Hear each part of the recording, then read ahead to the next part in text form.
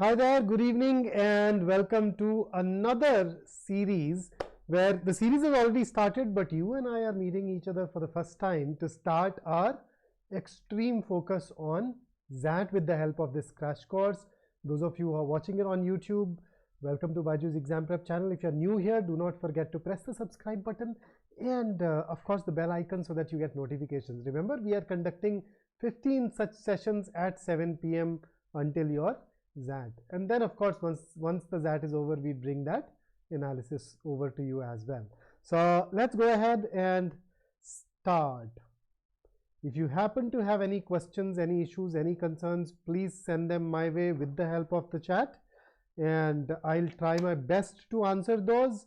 But otherwise, our primary focus is going to be on ensuring that whatever doubts that you have with respect to RC, at least those doubts, those issues are the ones that are taken care of in this particular session. Although when it comes to RCs, I'm pretty optimistic that we won't really have very many strategy related questions.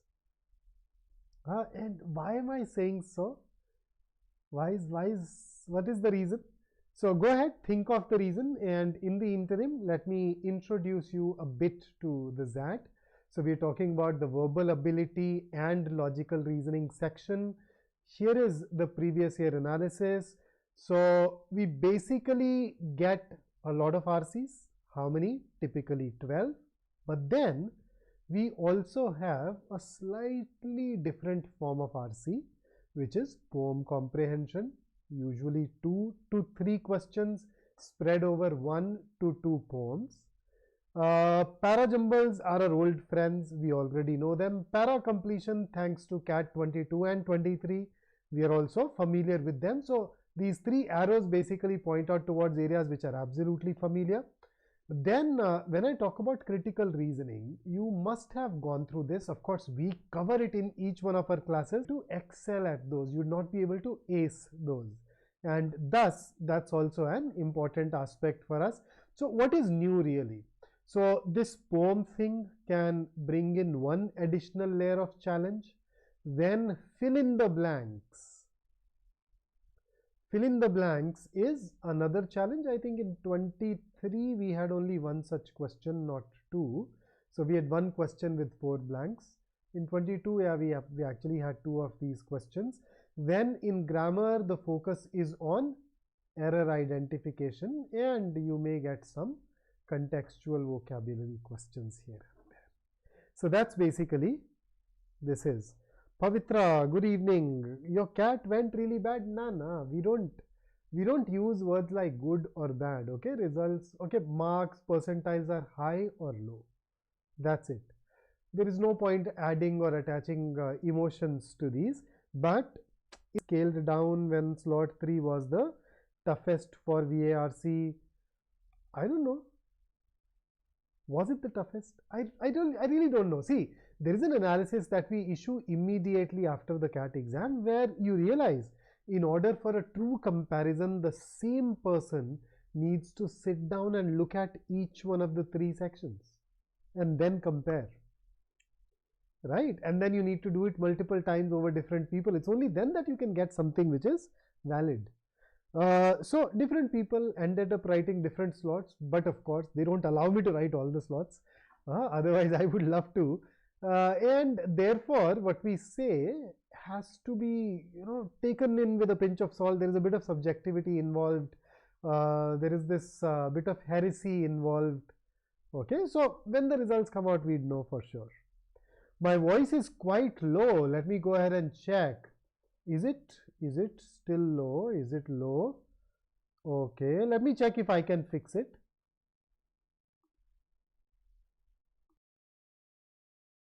Okay, let me try this now. No, I don't think this has made it any better. Let's see if I can move over to something else.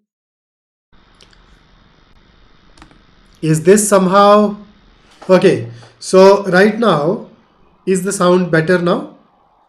Has the volume levels improved? Is it okay at your end?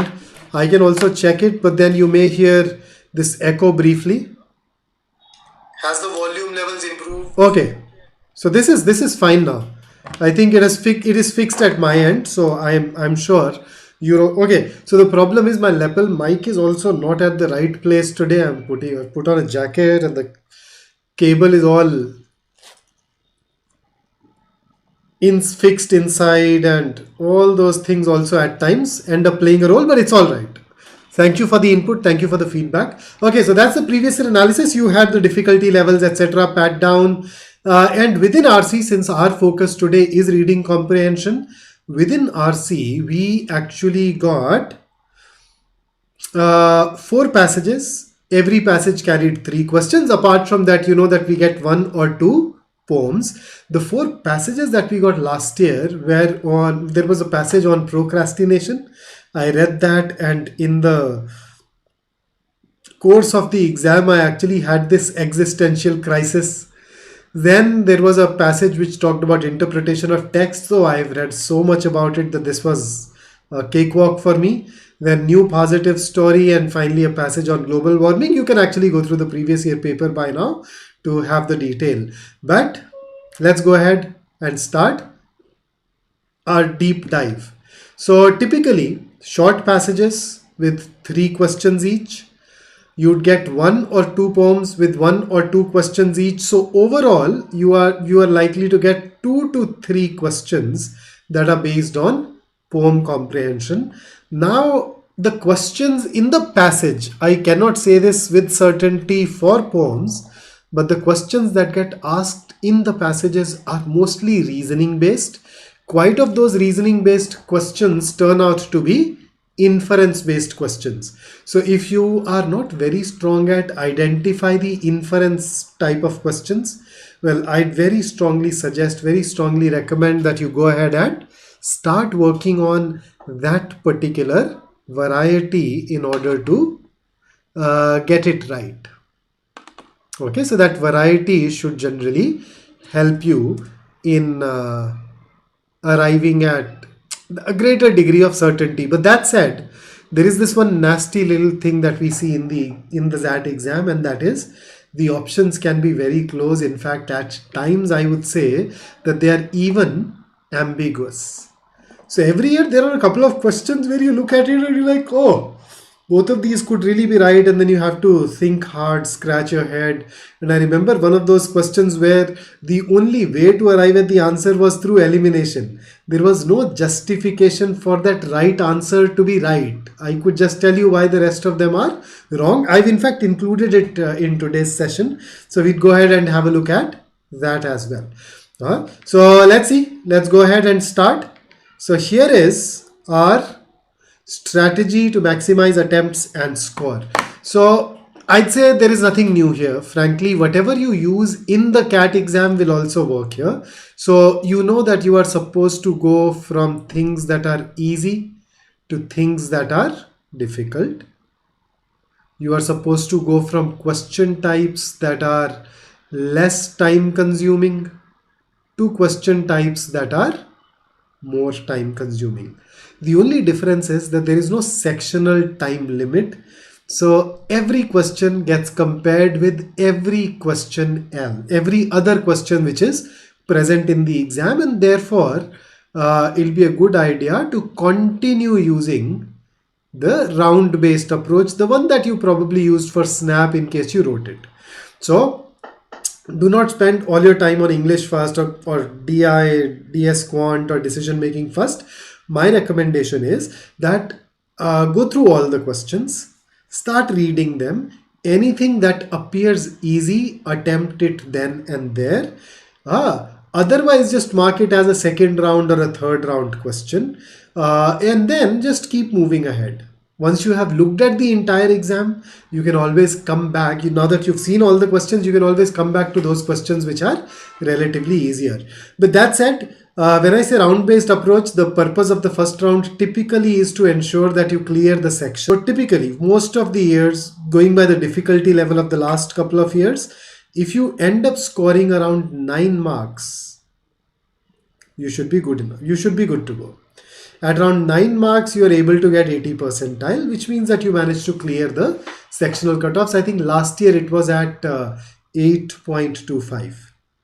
to be even more precise. So around that. So once you've cleared the sectional cutoff of a particular section, you should ideally move over to the next section, go ahead and go through all the easy questions so that you clear the sectional cutoff there, and then the third section, and then whatever time is left you come back and spend it. And in order to do that, I know by now somebody must have told you that you give yourself a limited amount of time. So once that limited amount of time per section is over, you move over to the next one nonetheless. So nothing new really. The only new thing here could be poetry, but then we've already had a session on poems.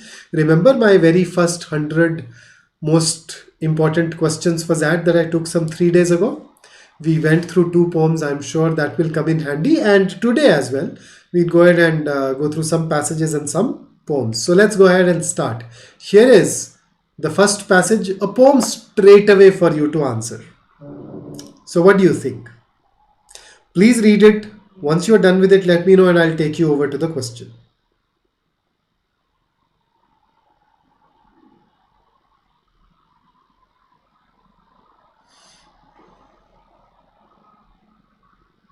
How did this typo miss my eye? Should be is. I'll fix it in the slide as well.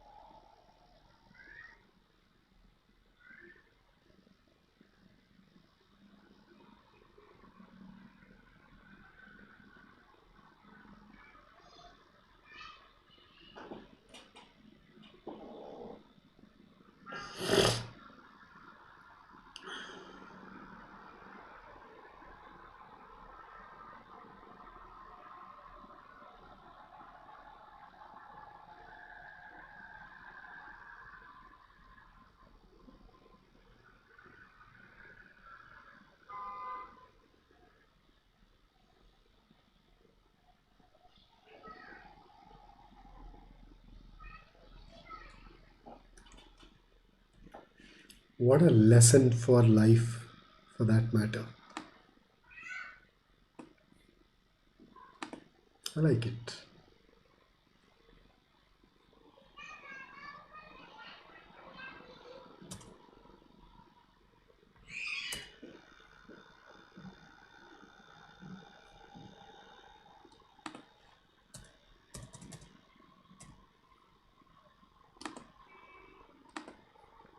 So now see, the good thing about poetry is that it does not take you long to read. The number of words are relatively small, relatively less, relatively fewer. Now that we are thinking of grammar, I think I've just started checking myself. So the number of words typically be not as high as you'd find in a passage, so they're easy to read. But then the trouble with poetry is that there is this allusion. Okay, there are these indirect references. There are these figures of speech that are being employed. So all those things. So once you're good at understanding allusion, once you're good at understanding figures of speech, allusion, allegory, you remember that's also kind of figure of speech for that matter, then things become fairly easy. So here is your question for you. So how are these words used in the passage? What do you think?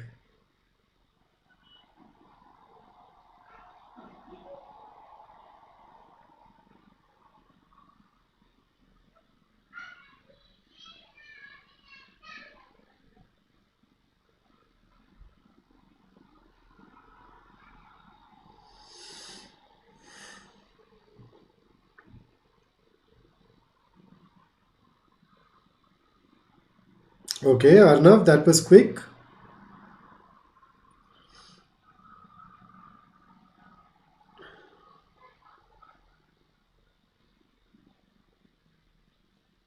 Is that it? Just one answer? Is that all that I am going to get from this august gathering of people?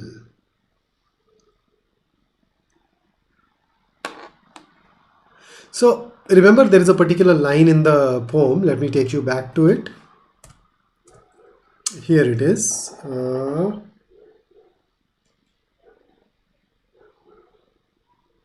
What is love? And look at this answer.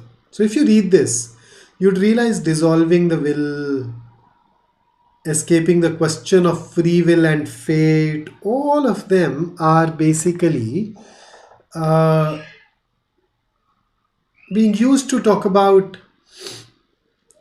what love is not. So in a way, and therefore we just need to club all of these together as the opposites of love. And that is why I think in this particular question, the best answer for us will be option A. These are used as something that corpses do not possess. Are they even used in connection with corpses? The only place where corpse is mentioned is that you should not love the body, you should love the soul. After all, how long can you hold on to a corpse? So whether a corpse possesses it or not is not even mentioned in the passage. So I could understand if we had an issue with C or E, but then C or E, that issue arises when we don't look at the poem and we start looking at these words all by themselves outside of the poem, as they appear in a dictionary, right? Uh, so here, so that's why we could have ruled out C and E given that particular context. Then question number 2. Okay, Arnav says August gathering. Google it once the session is over. Which of the following is the closest interpretation of lovers have some secrets that they keep? Man, this is a killer. This is a killer. Uh, Please use the seeker to go back to the poem. Read the relevant lines before you answer it.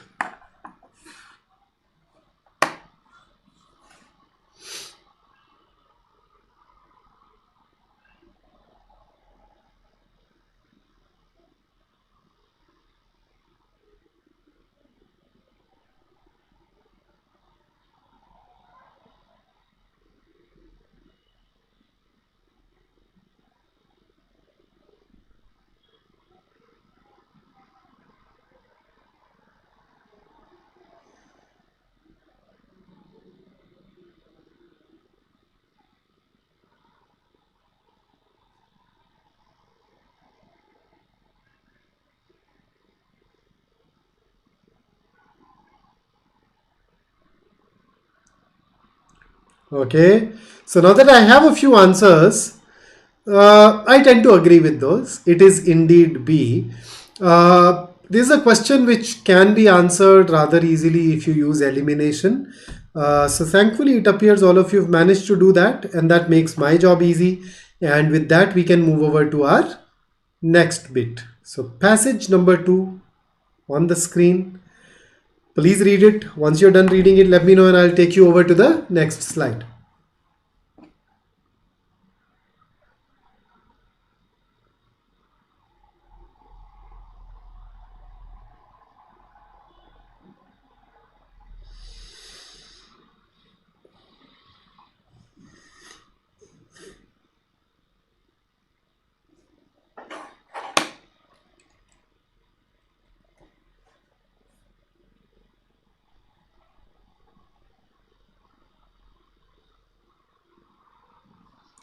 Now for some of us it has become too loud.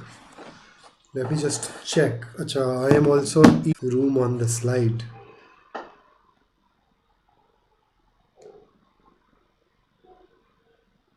Room on the slide.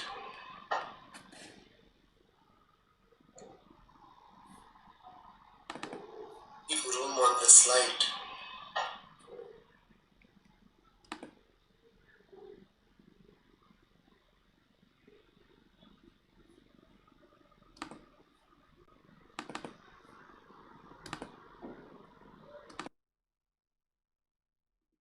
Hello.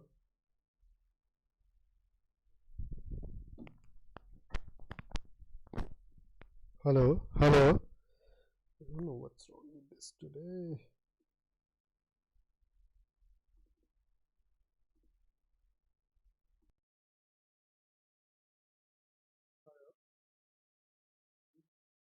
Sounds too low at my end.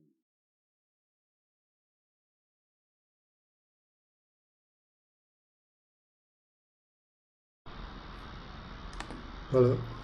Okay, so just minimize it from here.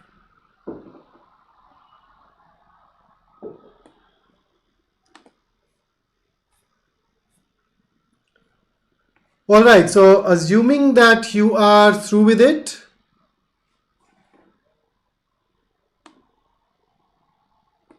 let's go ahead to the next slide. Here it is.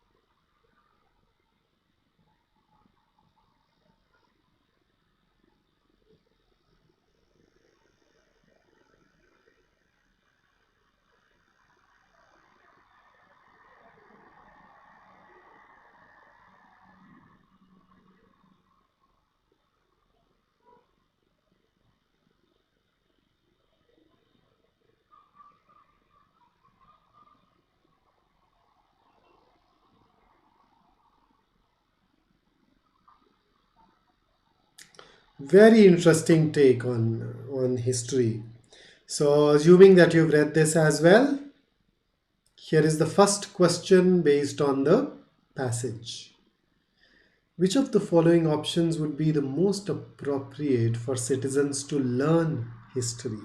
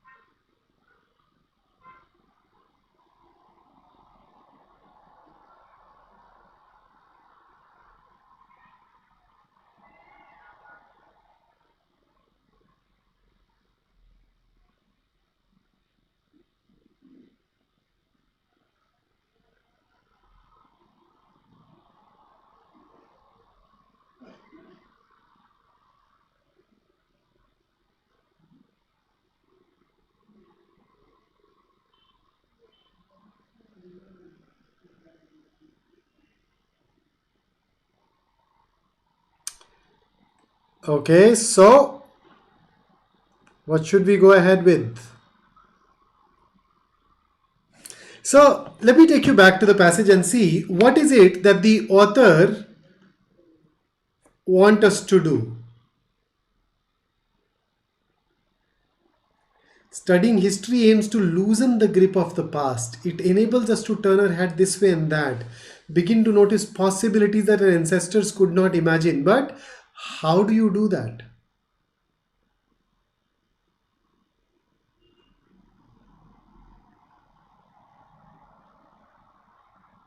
And if I go even back,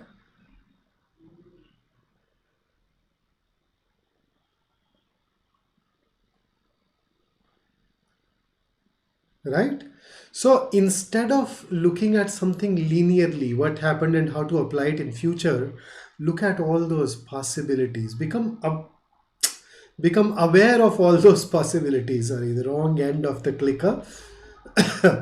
And if I see that, So we're talking about street names, whether they should be changed or not is irrelevant, right?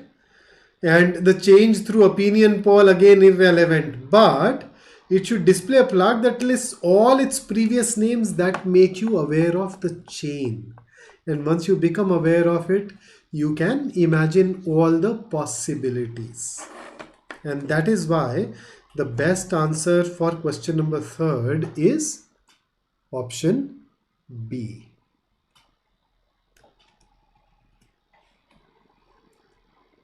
Let's have a look at it once again. So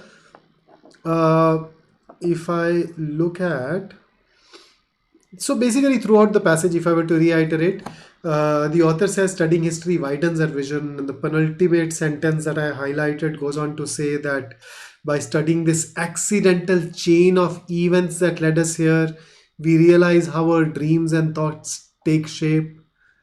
So B brings you or brings that accidental chain to your awareness, and that is the most consistent one with the author's view. Here is the next question. So more of a main idea question. I'd also like to throw in a bit of vocabulary here.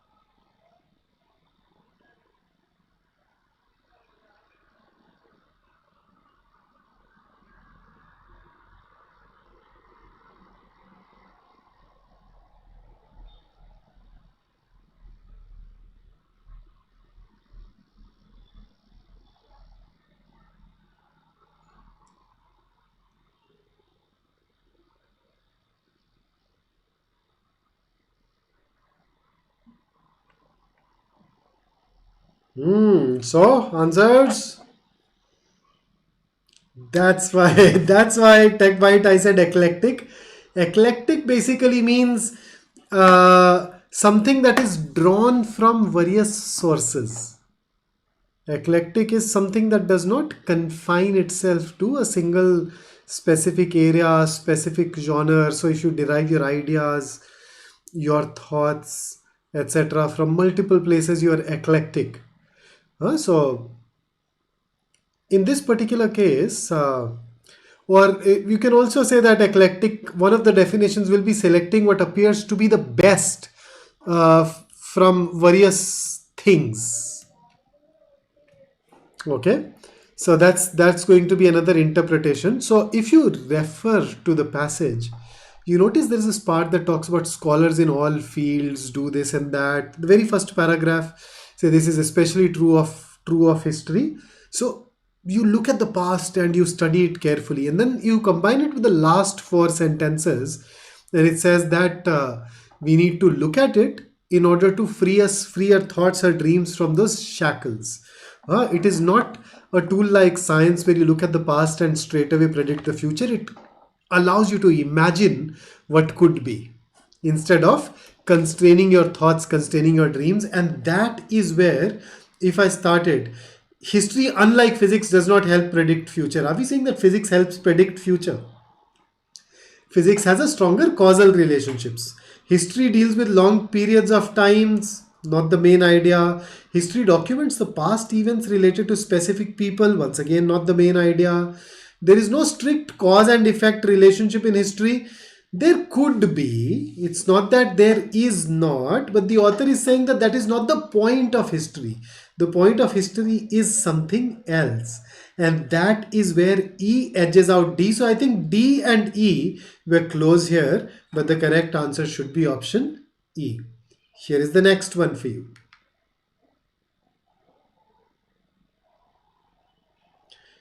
So which of the statements above, if true, would contradict the view of the author?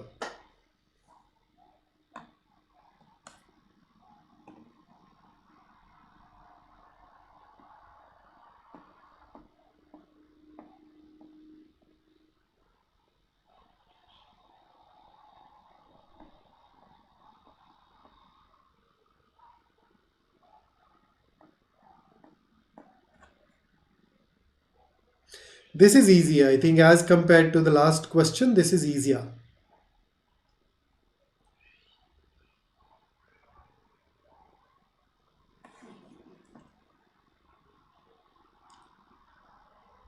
Okay. I see that.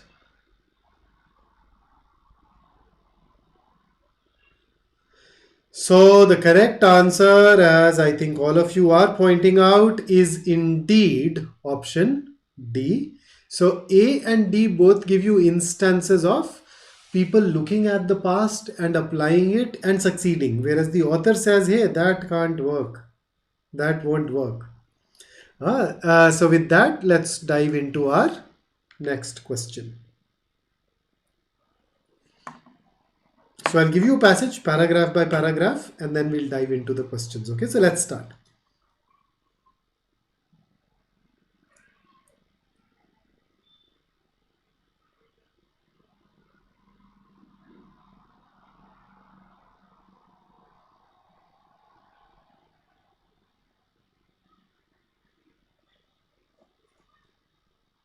Okay, next para.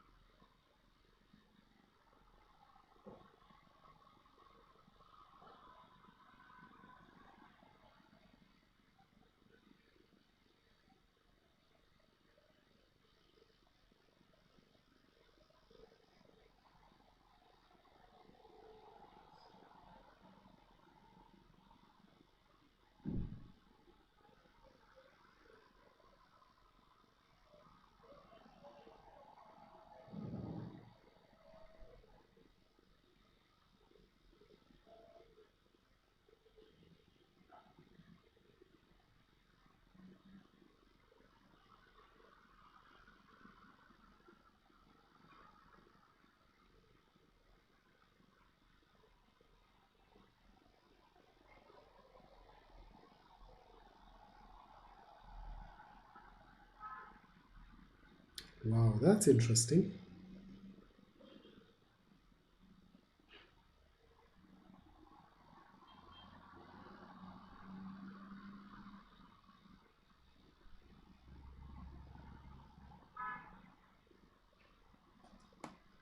Okay, here is the next.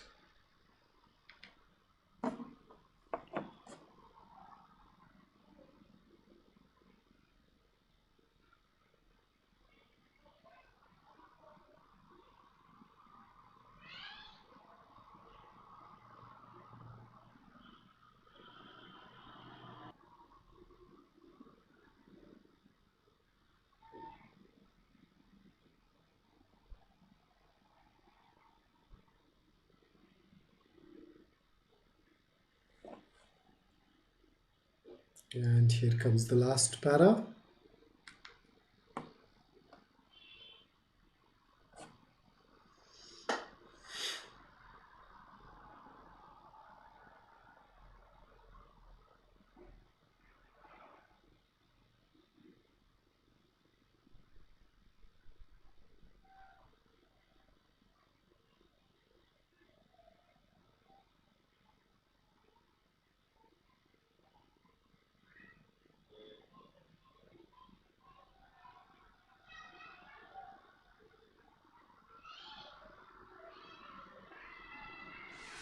Nikhil, once XAT is over, we will start focusing on Maharashtra CET and CMAT after that.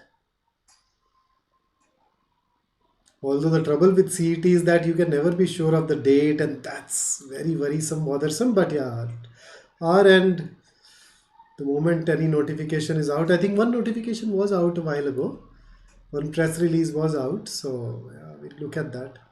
But once that is over, we'd focus on that too.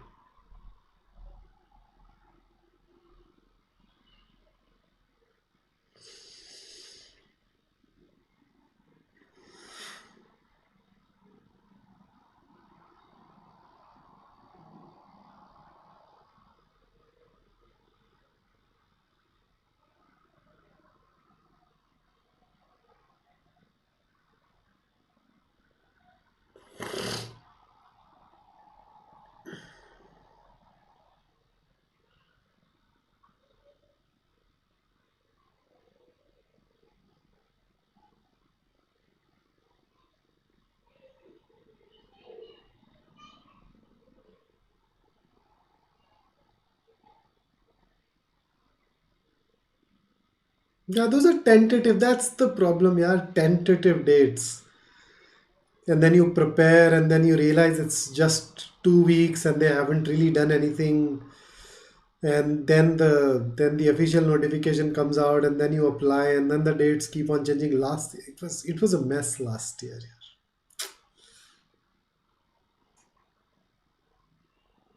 Well, yeah, I know. Not done, but I know.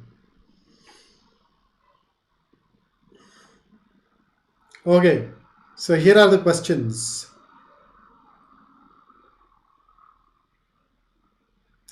Chinmay, if I were to put it, I will put it under philosophy, metaphysics, ontology. Those are the areas where it would actually fit into.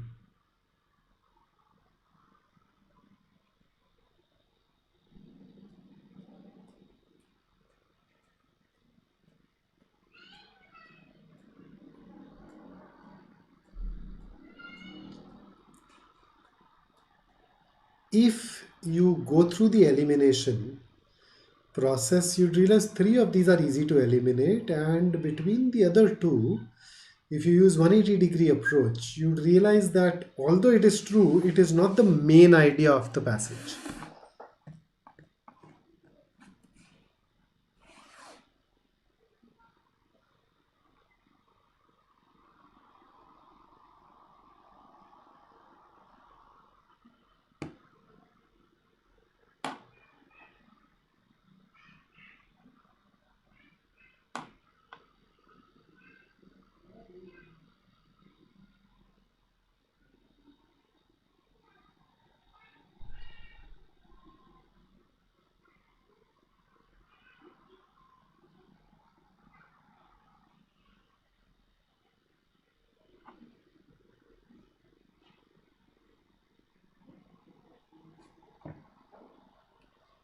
Okay, so I see all these answers, and here is the right one.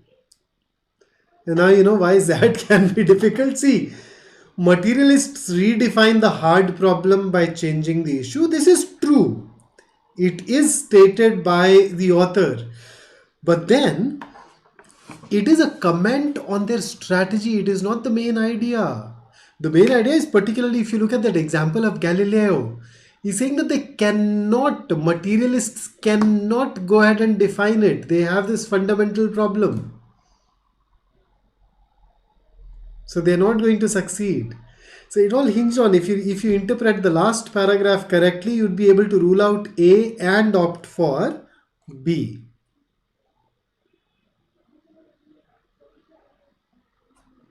Okay, so here you go. Question number 7.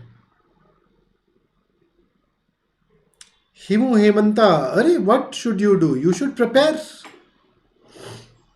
Prepare for whatever lies ahead, be it XAT, be it GDPI, VAT, whatever it is, you should prepare. And you can always use a percentile predictor to get a better idea.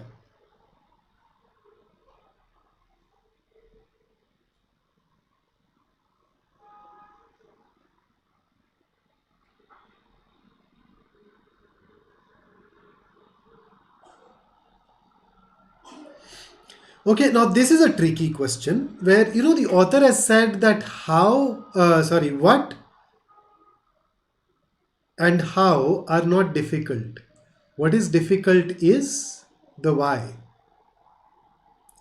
And that essentially helps you rule out A, B, and C, and that leaves you with D versus E. Why do we prostrate in front of it? Figure out why human beings have consciousness. Why do we experience something? Going by the language used, why do we experience something as human beings? Why does our brain experiences something? So we slash our brain, that's the hard problem. And if I compare D and E, frankly, I don't have a justification for any of the two. The experience of the mind, right? You notice the passage focuses more internally, looking more at ourselves, why we do certain things, why we experience certain things, and all the examples that are given are not examples of external things but internal things. And that is what allows us to rule out D and choose E. But this is one of the questions which was touch and go. I think this is a question which I would typically consider difficult, and even if you could not get this right, it's okay. Here is the next. So the answer is E. I've already shared that with you, and here is one of those relatively easier questions for you. So which of the following statements can be inferred from the passage? Which of the following can you conclude from it?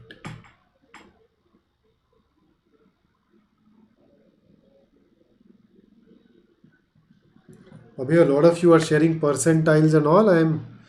Himu, that's fabulous.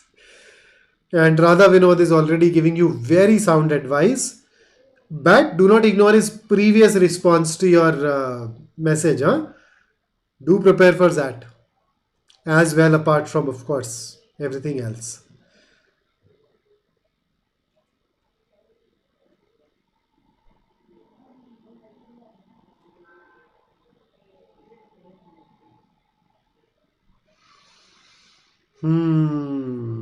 Naman, that looks a little tricky on the surface, on the face of it. Why don't you drop it in the Telegram group and we just look at it once we are done? Okay, so when it comes to question number 8,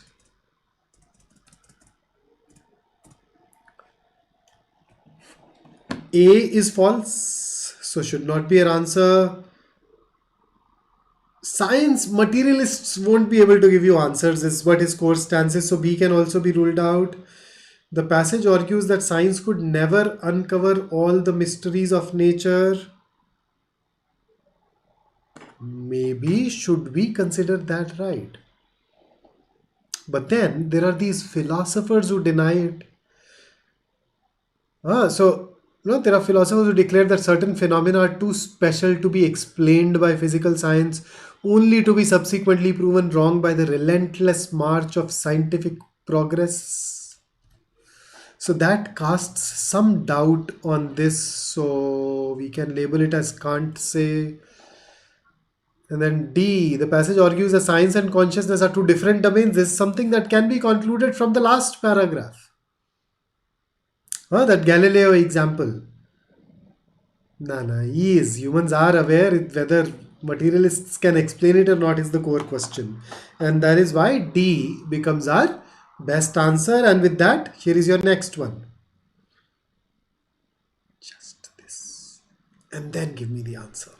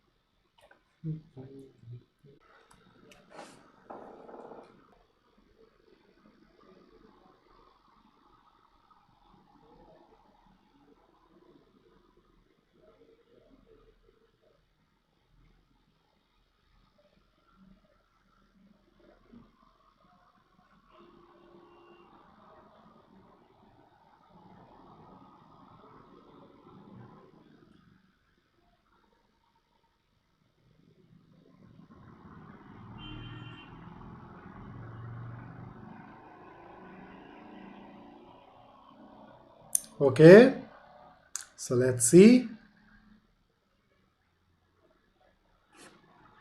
So you notice, okay, but most of you have anyway gotten this right. So let me share the answer first. It is indeed E. Raghu, D says that there is nostalgia. But then nostalgia involves this desire, involves a tinge of sadness and this desire to go back to that time. Since that desire and sadness is missing, I think D could be eliminated. Okay, A and B were ridiculously easy, and C is contradicted because if the climate was present, why would you really have all these braziers with coal burning in them for heat? So it was essentially between D and E, I get you, but that nostalgia part helped us rule out D. And here is the next one. Oof, what a poem this is. Absolutely killer.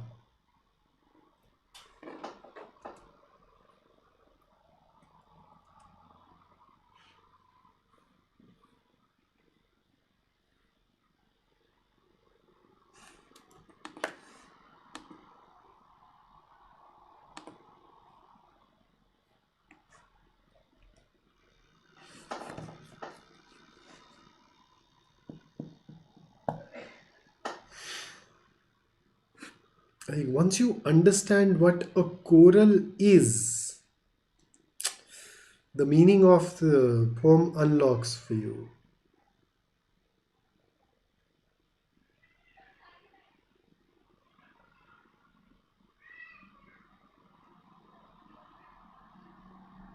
Even through elimination, I think it'll be easy. Let's see.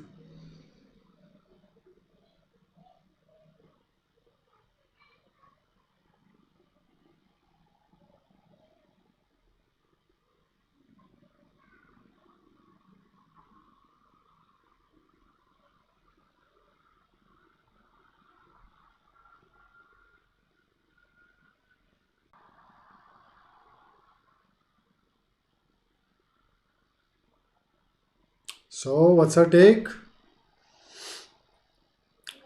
All right, absolutely correct, guys. So, C it is. Absolutely correct answer. And that's what I brought for you. So, if you liked the session, don't forget to give it a like. And here is a schedule for all the upcoming sessions. So, here's a list. Go ahead, have a look at these and make sure that you benefit from all the sessions here. Fair enough. And apart from that, do you know that we actually have a dedicated batch for other management entrance tests? So in case you're somebody who's targeting these other exams, let's say somebody who's just targeting Maharashtra CET, there'll be an excellent batch for you to join. And additionally, you can also actually join our test series, which gives you more than 50 tests for even these other management entrance tests. And of course, it goes without saying that on 7th of January, once you're done writing the XAT, tune into this very channel and we'd give you a detailed slot-wise analysis so that you are able to arrive at some inkling of what the result may hold for you. So that's it from me today. I had a pleasure working with you and I look forward to meeting you guys real soon. Until then, stay safe, stay focused, stay in touch and keep working hard. For most of us, that would typically represent the last exam of the season, though not for all of us. Of course, some of us will also target Maharashtra CET thereafter. But until that, we cannot afford our energy to flag. Okay, so keep soldiering on, and I'll see you soon. Take care. Have a nice evening.